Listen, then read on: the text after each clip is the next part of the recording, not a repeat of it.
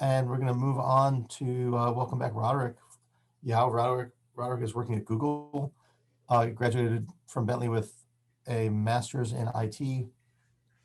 Trying to think when, 2011, 2012, 12. somewhere there, 12. 2012. Yep. Roderick was, yeah. And tell us what you've been up to. Good to have you back. Amir, indeed, I have never seen you for 10 years. Let me find my screen to share. All right, so I'm going to here talk about the topic of open source data analytics and machine learning. So like Mark said, I'm currently work at Google as a product manager, and then mostly my product focus is around open source data analytics and machine learning software. So this is kind of plug into Orshi's last comments where we're collecting all these data, but the critical ability for enterprise to do is where am I storing this data and how do I use this?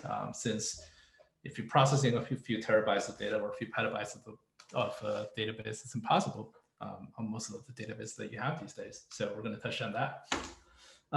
But myself, I'm an engineer and a product manager at Google. So I'm talking about a little bit who am I, what is my career path, and we're talking about open source as a business in general, and then career opportunities at Google. So a little bit about my timeline at Bentley. I joined in 2010. I had a bachelor's of computer science degree, and I started a program with the marketing analytics. But in mid of that, I saw the opportunity that I can go back to my CS major and continue my impact out there. But during all this time, I learned a ton of statistics and getting me into the world of machine learning and AI, and eventually the big data side. So a little bit backwards. Time moved forward to 2011. I changed my major back to CS. Back then, it was we only called it CS lab. And then Mark joined and transformed everything into the sandbox that we see today. And I remember a lot of times with Einstein Bros Bagels at the library, and I spent tons of nights reading about 700 white papers like weekly just for the enterprise architecture class that used to be taught by Sciano. And this was the And picture. It still is. Nice. Good to know. Yeah, so this not exactly the photo. Mark, the photo has been, the link's been broken, so I couldn't find it exactly, but you get the sense of what the CS lab used to be. And now-ish, I believe this picture was 2012. So that's when we finished everything up. You can see the Xbox on the left, the Connect on the projector on the far side of the wall, and everything's so nice and shiny and clean. I remember we put in the glass at the entrance. The CS lab used to be a windowless room. You feel terrible out there, and now it feels pretty good. So I dig this up into from my Gmail box. This is like one of the opening days poster that we have, and follow that we have the grand opening on the September, I believe, 26th, 27th, 2012, 2011. So that's about my time in the sandbox. I spent time tutor and build. Actually, we build a lot of the content and the stuff at the sandbox. I think at the time we created the software when you get into the sandbox, you swipe your card, and we automatically show you picture, show your photo, who's a tutor on site on the rotation that day, and what kind of topics that we can teach. And then we also create a software for tracking. So when a tutor finishes, we'll fill out a form. So what kind of a topic will we teach? What kind of a challenge that the students run into, and create a report and send it back to the class, the main instructor for the class. We also source, we would put out the Google TV across the hall for the entire, pretty much the Bentley campus at the time, and then we figure out which software we use to rotate information. So we create a lot of fun things out there. So for me, it was a very interesting participation in creating the sandbox. It's just we have a lot of opportunity to even put our knowledge into use at the time. Like I said, we created software, and then we created all these demos. I don't know, I think that was a Connor on the right bottom of the corner, and he created some of the Android labs or stuff. So it was a really creative time, and it's very collaborative, and just to be working in that environment. By the way, if you guys have any questions, feel free to ask me, and we'll leave time at the end as well. So I'll jump to my career. So I graduated in 2012. I joined Fidelity. It was the first job after the graduation as a system analyst. Turns out it's, for me, it's not really for me. Fidelity is financial services company, very conservative. Things move pretty slowly. So I jumped into the fast-pacing company called TVO, and now it's been acquired by ServiceNow. I was engineer at the time and participated in a lot of backend system designing, natural language processing, as well as the search engine kind of technology. And I get in touch with a lot of customers and build the solutions and demos for the customers to demonstrate the value and make the sale happen. So that's where I got in touch with a lot of the sales side of the software business, especially the enterprises. After my year or 2 years at the time at a TVO, I joined Cloudera, which was the hot Hadoop company. It's one of the unicorn startup in Silicon Valley. I worked there starting 2014 as a solutions architect. So that role basically is, this is in the enterprise software world, you will see that there is something called, there's developers who will develop the product, and then you put on you train your sales representative, and they're pairing with sales engineers who are more technical people, but they are also sales. So, and this is all happened before the software gets sold. And then after that, the deal is done, the customer would want to realize that value they just purchased. So they want to build a system that they could leverage their value or integrate into their existing system. So I'm one of those people that who's the expert of the product, especially at the time as a Hadoop and the whole ecosystem, including Spark and Impala, all these technology. Then go to the customer side and then find what exactly the problem they have and design solutions to implement them. Sometimes we get on the keyboard to implement them. Sometimes we teach them to, or we lead engineers from some of the consulting firm, like you will see like Wipro or Accenture, Deloitte, to implement these technologies at the customer side. After 2 years, actually Google reached out, and I ended up joining Google. So I'll talk more about that in the next slide. So I've been at Google for almost 4 years. I think maybe in 20 days, I'll be here for 4 years. I started as a sales engineer. I kind of briefly teach about what is that role is about. And turns out that at the time it wasn't very exciting. Like Google is still trying to building the entire process and then the structure for how to do the enterprise sales. Because at the time before Google Cloud being the thing right now, it was a very consumer focused company. And the only enterprise product you ever see is the G Suite, or now called Google Workplace. So it's that Google Doc, Google Sheets, and slides that they use.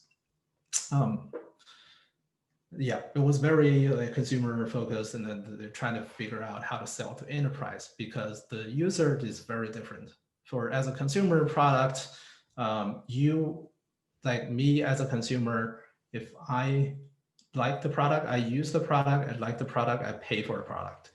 I'm all the same person. In the enterprise side, people who make decisions, people who have the money to buy, and the end user, usually not the same person or even the same team.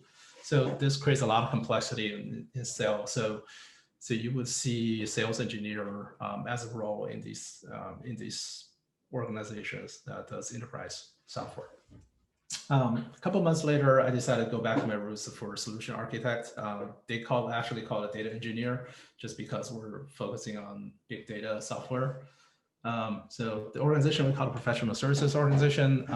I've been there for a couple of years. I got promoted a couple of times from L4 to L6, if you know what that means at Google. Then I started trying out different roles. I was a software engineer for contributing to the product. Now I'm become a product manager for this product I've been working with. It's cloud data product and open source software in the analytics space. We'll talk more about the product itself. So how did I end up there? So I first got interviewed at Google in 2014 before joining Cloudera, but I failed pretty bad. Some of the stuff they kind of expected people who have engineering backgrounds know a lot about coding. I wasn't prepared for that, so it's plain and simple. I failed over there. And after a couple of years at Cloudera, the recruiter reached out again, so I joined. So there's it's not a coincidence. So Google at the time is building its cloud business. So about 4 years ago, they really got started. So they need a lot of people who knows different aspects of the enterprise business. And so they need people at the time. And then I work at Cloudera, which is a leading tech company in the big data world. So I get a lot of experience and develop my views for the whole industry. And I work with a lot of customers, so I have tons of customer experience through financial services industry, healthcare, life sciences, and even technology companies. And know what their problem is and how to solve them and how do they think about, their way to try to solve these problems. And then I have a lot of hands-on experience.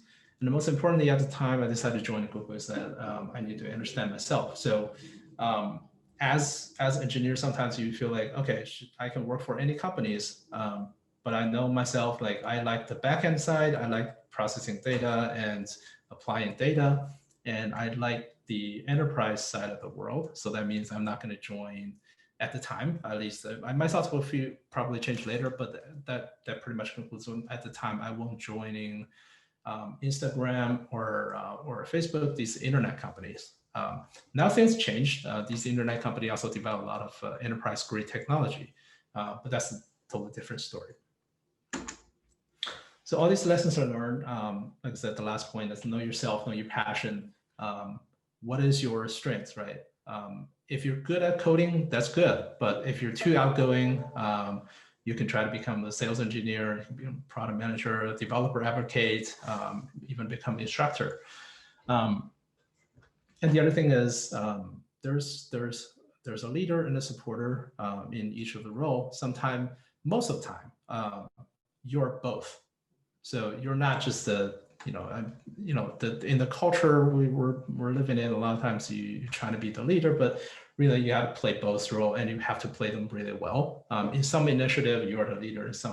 In most other initiative, you're a supporter as well. So make sure to become a team player. And then when you choose a company, also it's important to know the culture. The places respect your voice and gender, race, and even if they don't, or sort of some other challenging situation, they accept the challenge instead of brush it off. That's one of the culture side of the aspect that make sure you will have a voice in your workplace.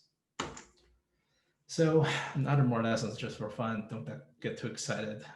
With conferences in Las Vegas, it's always start too excited too early. And all the sessions start at 8 a.m. again. So if you party until 5 a.m., it's hard. So let's get into the open source as a business. So I assume everybody here are familiar with open source technology. If you don't, please tell me now.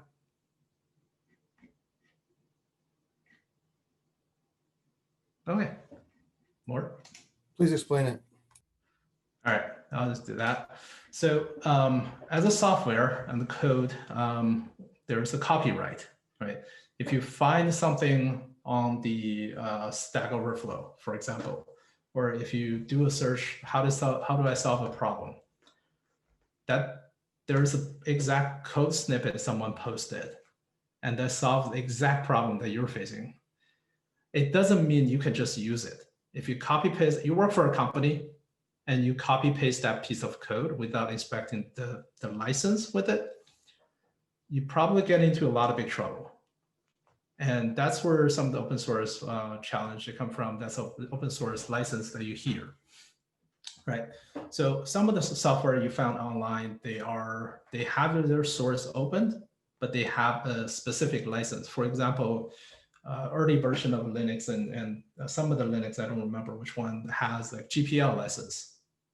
But you don't see that in most of the software these days. That's because that license specifically, there's a two-part in each license, like how can you use it and what do you get and what you should do. So you get the source code and everything, but whatever you do, even for commercial use, whatever you develop, you have also make it free and open source. So that's GPL license. Most of the, as a company trying to productionize or trying to build a product on top of open source, they don't want to give away their core, value just by, I use a piece of software and I have to open it again. Then everybody can copy it and make that again. So what am I adding the value over here? So that's really just the copyright of these things. So the open source movement, since we start having these Apache 2.0 license and MIT lessons, these are more permissive. So they allow you to use the source, and then you can make a commercial product. You can choose to open source some of it, all of it, or even completely closed source. It's up to you. So that opens the door for the whole Apache movement, and a lot more. You see today's software can adopt a little bit more different business model. I can discuss that a little bit later. Okay, so how do you run open source as a business, right? The source is open and everybody can download it. If it's permissive lessons, how do you make money, right? That means everybody can do this. Turns out it's a very good business, and there are a lot of successful companies out there. So this slide is to take a page from Andreessen Horowitz, which was one of the most famous venture capital firm in the Silicon Valley. The deal for open source has been increasing over the time. As you can see, at the 2018, every year there's a lot of deals.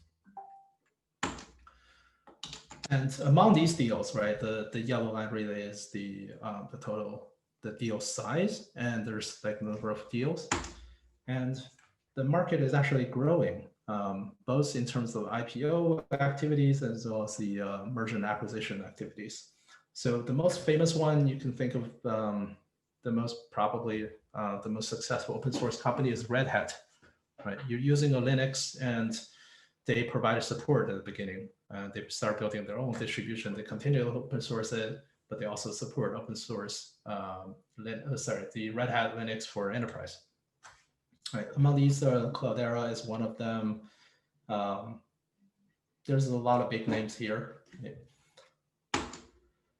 So there are two versions of open source I will see that's developed over the years. That means that the business model, right? The very early days. Two example would be Red Hat and MySQL, and the core software is open source. Anybody can download and compile. Anybody can change it and compile, install their own system. So what's the value? The business value comes from providing the support and the services. Meaning, if I'm enterprise, for example, I'm like a big bank. My core business is banking, financial transactions, like mortgage, lending, risk management. None of this is like IT. None of this say I should hire an expert in supporting a Linux system.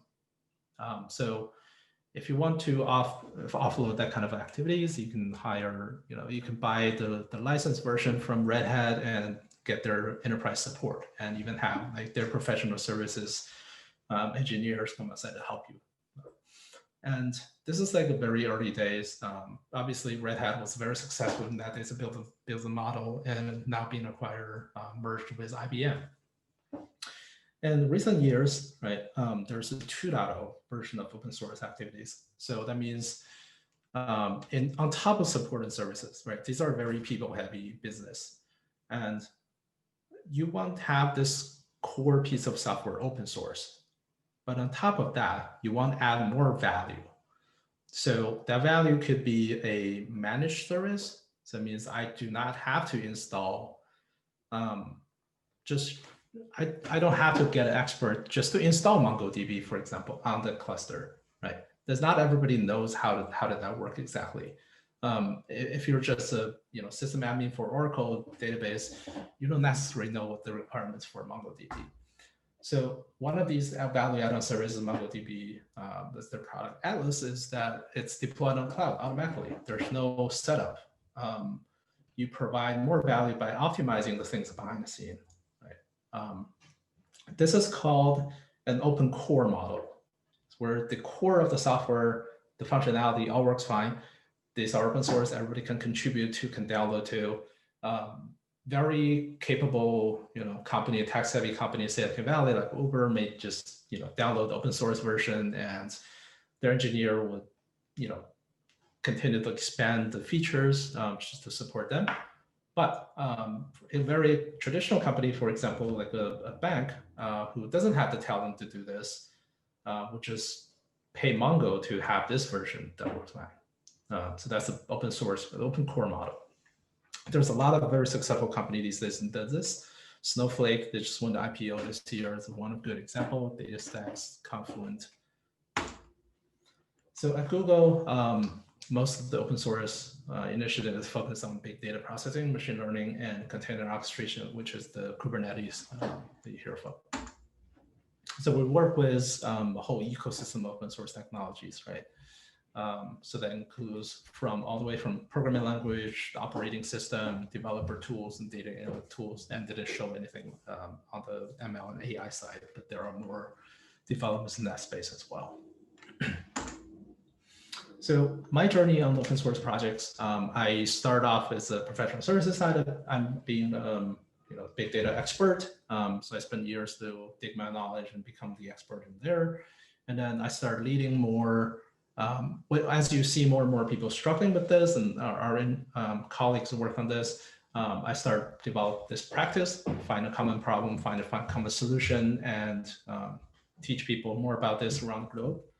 And then we realize we have this this pile of knowledge that we're not only sharing in professional services of very tech-savvy people, and you also see more salespeople get struggled, and sales engineer get struggled to sell the value of these and even provide a working solution for this and for the customer. So I started expanding my impacts into even the sales organization through the solutions team. And then eventually I see, okay, we should solve this on the product side as well. So I'm very interested in becoming a product manager on the open source technology. So what it means of being a product manager for open source technology. First of all, being a product manager means you're responsible for every single aspect of the product. If it doesn't make enough money, it's your problem. If their support ticket didn't get resolved and customer escalate and say, am I not getting love? That is your problem too. So you're responsible for every aspect of it. That means sometimes there's no clear definition for product managers job description, what's your responsibility, what's not. So you pretty much need to cover every aspect. That's what basically they say. And then the most important part of your job is to make sure your team building the right product. There's tons of things that you can think of. There's tons of things we could do. What is the right thing for the user? And there are other things like vision management, mission management, and building the strategy to achieve these goals, active listening. These are all more important topics for being a product manager. And then come to the open source side, mostly you need to answer the question, what is the value for your software comparing to the open source version? What kind of value that you want to add on? And it just cannot be just we have expertise that we can support this, then you can build the open source 1.0 version.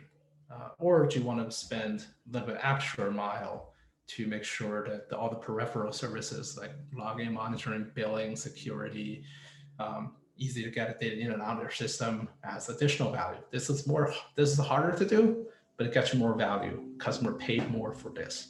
And increasingly, we're getting into the no-code and serverless world, and the expectation for this type of software is increasing. So, for example, like in the services side, if you have limited way to know if a user uses a specific feature in Red Hat Linux, right?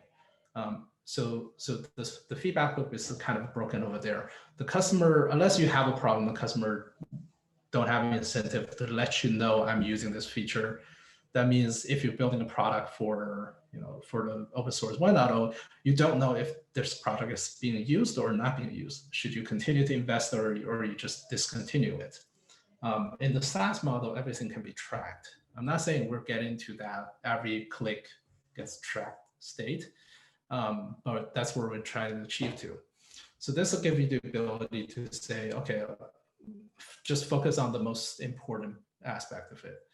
Plus, the SaaS model is very scalable. You can sell to a whole lot more people than just the support model, because that's a very human-based business. And it's more measurable, it's better control for the product margin itself. You can invest money to optimize the infrastructure and resource utilization to increase your product margin. That also helps customer to save some money as well. So that's kind of what's it like being a product manager for open source software. So the product I'm working on mostly just it's a managed version of Hadoop and Spark platform. So we deal with most of the open source, the big data projects like Kafka, PrestoDB, or Presto in general, Apache Flink, et cetera, et cetera. So this is pretty much our vision. We make things really fast, we make running open source software really, really easy. And we make things very cost effective for the customer.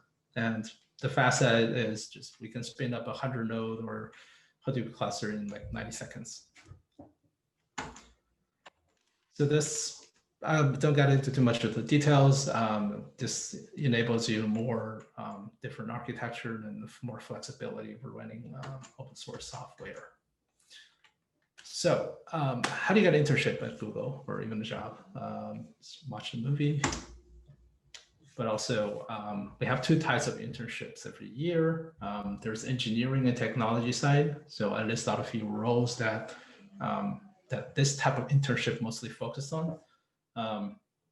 The second one step is more of a program designed for freshmen and sophomores in college I don't know like exact detail of it because we don't work with this step engineers much.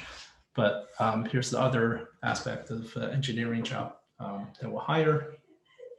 Software engineers, user research, product manager, even mechanical and hardware engineers. On the business side, there's an MBA internship, they usually called, and also legal internship. So I have the link here, so I try to put the stuff, put the slides here, so you can click later or just search on Google. It's pretty easy to find these two. And I'll take questions.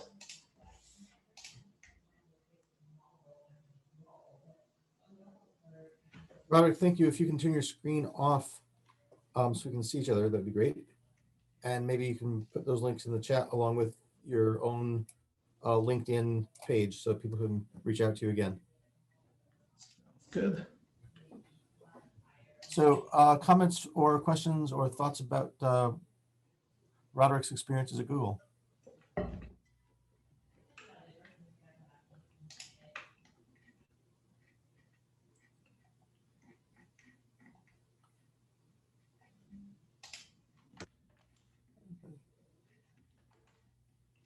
Anybody think that they would like to work at Google? Or could you see yourself working at Google?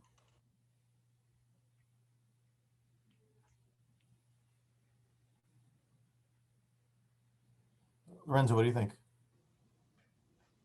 Yeah, it's just like the opportunities on the West Coast seem more important to me now that I moved from there. So I'll keep my eyes open for anything that Google has to offer or anything interesting. Yeah, from a location perspective, I think now it's more diverse right now. Google has a very huge presence in New York City, and it also has a huge presence in Cambridge as well. I think Cambridge is the second biggest office east of Mississippi River. On the West Coast, obviously, there's a headquarter, and there are even like other locations like Chicago, Boulder, Colorado, Atlanta. They have a lot of offices overall. And New York. Yeah, New York is a big one. No, New York. New York City, right? Yeah, last week we had Josh Goldenberg on from New York City. Yes. Yeah. It's a very huge presence in New York, and it kind of covers most of the roles that you would think. Some of the roles are not that widely diverse for sure. Like engineering roles tend to cluster together. It's hard to have like that's also from a before COVID. From a regular perspective, if you have a single engineer that sits in a different time zone, it's a little bit difficult to communicate. Nick, any questions, or what are you thinking about this stuff? What did you learn today?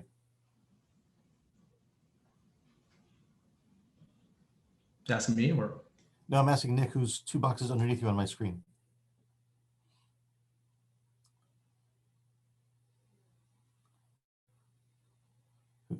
Who's thinking pensively about his answer. Sorry for putting you on the spot. Other questions or comments for Roderick before we break up? Oh, I apologize. Were you referring to me? Yeah, I saw you. I'm sorry. I wasn't sure if it was me. Yeah, that's okay. No. Actually, I wanted to say thank you to both the speakers.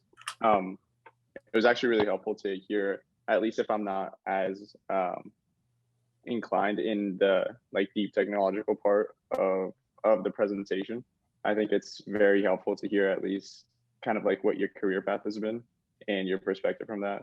I think that was very, very insightful. So thank you for that. And where are you in your studies? I'm a transfer student, so I'm supposed to be a junior. I'm like 3 credits short, so I'm sophomore technically. Majoring in what? Finance. But much of my internship experience and a lot of the stuff I do at a school has to do with like media production and social media. Cool. Glad you're here. Any other anybody else anything to say? Yeah, I have a question. Seth, So you mentioned you're a product manager at Google. I just want to ask, what does product management look like when your product is a virtual service or application? Sure. Virtual service. So by a product, we kind of define like what is the boundary for products, right? For a virtual service, for example, let's take example Zoom, right? As that fits in the description of you think as a virtual product.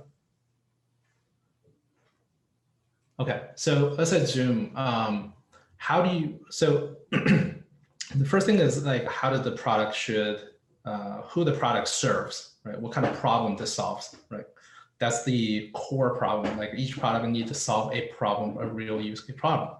So the problem statement you can find out is it is very difficult before Zoom, right? It's very difficult to find a easy to use web conference software. For example, you may have like WebEx if you're enterprise world. And aside from that, maybe Google Meet, Google Hangout Chat, that was the other one back then, right? Hangout has a limitation for like 10 people, I think, at the time. Now it's not true anymore. But WebEx is hard to use. So that's the core problem you have. And the second problem is like, okay, so how do I want the product feels like, right? This gets into the user research. And there is So like which one is the highest persona you want to solve for? For example, I'm a student today. My core need is I want to chat with my professor one-on-one. I can chat with my colleagues, like 3 or 5 people. I don't have the need to have a conference like 20 or maybe 100 people. So that's my need. And being the students of the college, one persona as well. And you kind of distinguish that to a different persona, which is, for example, a conference moderator. When I host a conference all day, I need my software to be broadcast to hundreds of people, and I need to communicate them effectively. I need to know who has a question. I need to direct a conversation to them. These are very different needs, right? So on top of that, right, you see Zoom also has a chat feature that's participant. You can raise your hand. All these things are catered to a specific need. You, as a product manager, you need to figure out, okay, what is the right value for these? And are they higher priority or not important? Which one do I need to implement first? Because my engineers have limited capacity every quarter. I have limited number of engineers as well. Which one I'm implementing first to get the most value, and what is the next? What is the next? And then you also need to consider a business side aspect, is that my product need what kind of stage of product that is, right? Do I need to acquire more users so I can prove value and potential to my investors? Or I'm a very mature product, I only need to maintain my customers. And these are very different aspects of the spectrum of the product. So these are all your job to need to figure out. That's just some example. I mean, I'm not covering everything, but that gives you the idea. Thank you. Roderick, thank you very much. I want to thank you. Rashid had to go to a meeting, so he left a few minutes ago. I want to thank you for coming back. It's great to see you and hear what you're doing and learn about open source and what's going on in the data world at Google. And I want to thank everybody else for participating in this series for the past 8-10 weeks, however many it's been. I also want to remind all of you to please come back on December 4th, which is a Friday, for the Sandbox Open House. It'll be on Zoom, just like this. And we'll have info on this on the Sandbox website. For about an hour, we'll hear from several different Sandbox tutors showing off some of their projects, and then we'll take a chance to look back at how the Sandbox has changed over that time, and its impact at the university. So please join us on December 4th for that event later on this semester. And the other person who gets a big thanks is Max Renisi, who's a Sandbox tutor who's been recording all of the presentations and posting them so you can watch them later. And also Sarah Donlin, who has been creating the graphics that go with them that you see on each of the videos.